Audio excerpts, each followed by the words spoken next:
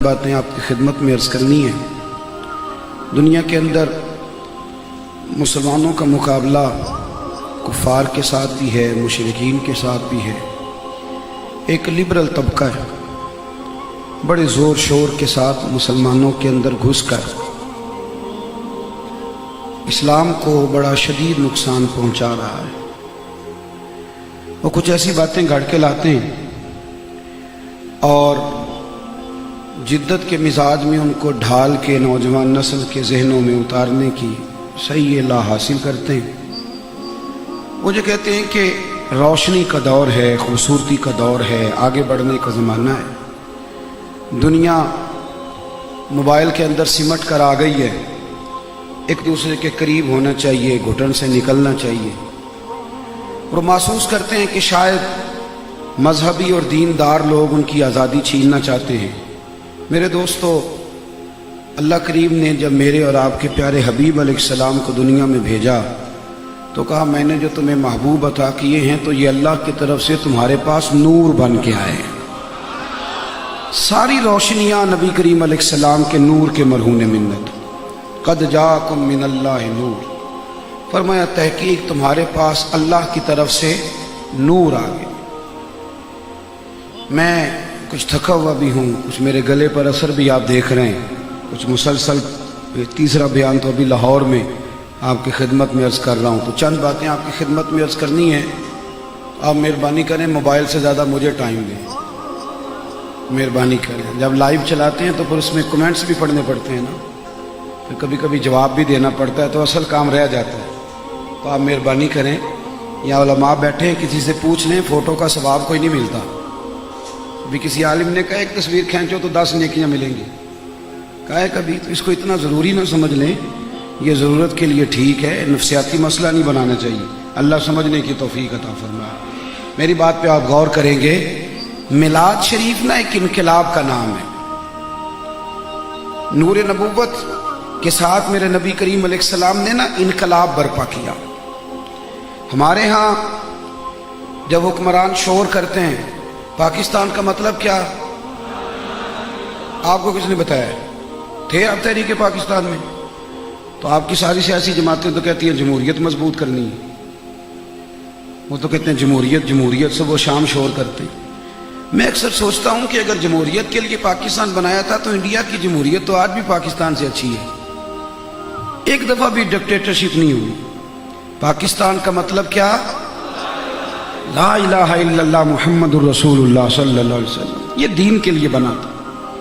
یہاں نا مختلف راگ الاپے جاتے ہیں، ایک بات یہ سنائی جاتی ہے کہ غربت کا خاتمہ کریں گے، غربت کا خاتمہ کریں گے۔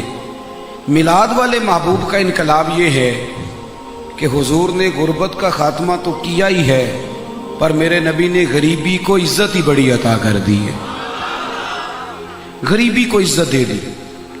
نبی کریم علیہ السلام نے نا اللہ سے فقر مانگ کے لیا ہے، فقیری مانگی حضور نے، یہ چاہت ہے نبی کریم علیہ السلام۔ محبوب فرماتے مجھے تو میرے رب نے اختیار دیا تھا، میں چاہوں تو نبی اور بادشاہ بن جاؤں۔ حضرت یوسف علیہ السلام نبی بھی ہیں، بادشاہ بھی ہیں، حضرت سلیمان علیہ السلام نبی بھی ہیں، بادشاہ بھی ہیں۔ محبوب فرماتے میں نے نبی اور بادشاہ بننا پسند نہیں کیا، میں نے اللہ کا بندہ اور نبی بننا پسند کیا ہے۔ یہ جو فقیری ہے نا، فقر، یہ 4 دن کھانا نہیں کھایا، مہینہ چولہا نہیں جلا، یہ حضور کی پسند ہے، نبی پاک نے مانگ کے لیا اللہ سے۔ الترغیب و ترہیب میں حدیث موجود ہے، محبوب نے دعا مانگی تھی، اللہ میری اہل بیت کو بقدر ضرورت روزی دینا، اور ایک روایت کے لفظ یوں بھی ہیں، یا اللہ ایک وقت روٹی دینا، ایک وقت کا فاقہ دینا۔ فقیری تو پسند ہے۔ میرے محبوب کے میلاد کا انقلاب یہ ہے کہ صرف غربت مکاؤ پروگرام نہیں شروع کیا، بلکہ رسول کریم نے غریبوں کو عزت عطا کر دی۔ حضور غریبوں میں بیٹھنا پسند کرتے، مسکین بننے کی دعا کرتے۔ یہ وہ خاموش انقلاب تھا۔ اب تو غریب بیچارہ خودکشی کر لیتا ہے، تنگ آ جاتا ہے، تنگ آمد بجنگ آمد، لیکن اس زمانے میں تو لوگوں کو غریبی سے پیار ہو گیا تھا۔ حضرت ابوبکر صدیق رضی اللہ تعالیٰ عنہ ٹاٹ کا لباس پہن کے جس دن آئے نا، تو ملا رومی رحمۃ اللہ علیہ کہتے ہیں کسی نے پوچھا ابوبکر اب کس طرح محسوس کرتے ہو؟ تو فرمانے لگے اگر یہ حال مدینے والے کو پسند ہے تو میں اس حال میں بڑا ہی راضی ہوں۔ یہ سمجھ لیں اس بات کو۔ اگر حضور نے غریبی کو، ہمارے ہاں نا غریب بیچارے کو عزت نہیں ملتی، کبھی کبھی اسے آٹا مل جاتا ہے، تھیلا مل جاتا ہے آٹے کا، کبھی کبھی کسی ادارے میں داخلہ بھی مل جاتا ہے، جو چیز نہیں نہ ملتی وہ کیا ہے بھلا؟ عزت۔ غریب کو مذہبی سٹیج پر بھی جو 1 لاکھ روپیہ دے اس کی صدارت لکھ دی جاتی ہے۔ مذہبی سٹیج پر بھی مہمان خصوصی وہ ہوتا ہے جس نے اشتہار چھپوا کے دیے ہوتے ہیں۔ یہاں بھی بیچارہ غریب چھپ چھپ کے بیٹھا ہوتا ہے، وہ کہتا چلو نوٹوں کی دتی ہوتی تو میں بھی فرنٹ سیٹ پہ ہوتا، اگلی سیٹوں پہ ہوتا، میرا بھی کوئی نعت خواہ نام لیتا، میری نظر بھی کوئی شعر ہوتا، لیکن چونکہ میں غریب ہوں، میں کہا کرتا ہوں کم از کم میلاد شریف پہ تو ایسا کریں کہ جو محلے کا سب سے غریب آدمی ہو اسے امامہ بندوا کے سفید کپڑے پہنا کے ممبر پہ بٹھائیں، ممبر کے ساتھ بٹھائیں، اسے لائیں آپ اسٹیج پہ تاکہ وہ کھل کے کہہ سکے کہ ہم غریبوں کے آقا پہ بے حد درود، ہم فقیروں کی ثروت پہ لاکھوں سلام، وہ بات تو کر سکے۔ طبقات ابن سعد میں موجود ہے حضرت عبد الرحمن ابن عوف رضی اللہ تعالیٰ عنہ، صحابہ میں امیر ترین شخص، امیر ترین۔ نبی کریم علیہ السلام کے وصال ظاہری کے بعد نا حضرت عائشہ صدیقہ رضی اللہ تعالیٰ عنہ کے دروازے پر بیٹھ کر رویا کرتے تھے، روتے تھے۔ تو اماں جی فرماتی عبد الرحمن کیوں روتے ہیں؟ تو عرض کرتے اماں جی مصعب بن عمیر مجھ سے افضل تھے، لیکن جب ان کا وصال ہوا تھا نا، حالانکہ یہ آج ہی کرتے ہیں، وہ یہ تو عشرہ مبشرہ میں شامل، وہ مجھ سے افضل تھے، لیکن جب وصال ہوا تھا تو کفن کے لیے کپڑا بھی پورا نہیں تھا۔ رو کے کہتے تھے کہ میں سمجھتا ہوں امیر حمزہ مجھ سے افضل تھے پر ان کے لیے کفن کا کپڑا بھی پورا نہیں تھا۔ اور میں نے دیکھی کتنی دولت جمع کر رکھی، پھر سیدہ عائشہ صدیقہ انہیں خیرات کا حکم دیتی، مشورہ دیتی۔ حضرت عبد الرحمن ابن عوف کہتے ہیں کہ ایک دن میں نے عجیب نظارہ دیکھا، توجہ ہے میری بات پر؟ سب سے مزیدار روٹی کون کھاتا ہے؟ چھوٹے گوشت والا، مٹن والا، تکے کباب والا؟ کبھی دیکھنا ہو تو دیکھو، سب سے مزیدار روٹی وہ مزدور کھاتا ہے جو سویرے 2 روٹیاں پونے میں باندھ کے اور بیچ میں اچار رکھ کے ساتھ لے کے جاتا ہے۔ کبھی دیکھو اس پہ، کبھی توجہ کرو آپ۔ وہ دوپہر کو نا ہمارے مدرسے میں ایک بچہ تھوڑے امیر گھر کا، امیر گھروں کے بچے مدرسے میں نہیں آتے، ناراض ہو گئے آپ لوگ؟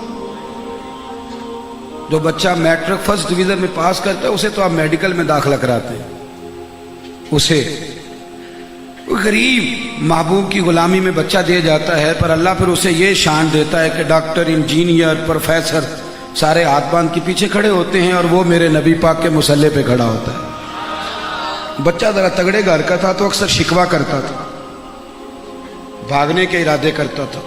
دوران تعلیم بڑی دفعہ دورہ پڑتا ہے بچوں کو، بڑی دفعہ۔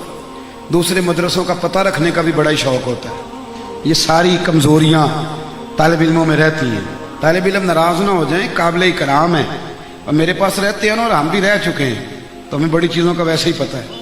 تو بچہ تھوڑا سا شاکی تھا، تو مدرسے میں مزدور لگے ہوئے تھے، تو میں نے کہا پتر ادھر آ، تجھے ایک چیز دکھاؤں۔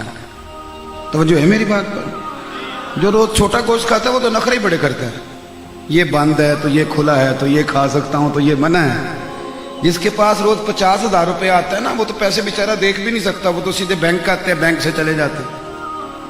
پیسے تو اس کے مزیدار ہوتے ہیں جو صبح دیہڑی پہ آتا ہے، شام کو 600 روپیہ ملتا ہے اور وہ 3 دفعہ ہاتھ جھاڑتا ہے اور 3 دفعہ بسم اللہ پڑھتا ہے اور پھر وہ پیسے تھامتا ہے، وہ روزی مزیدار ہوتی ہے۔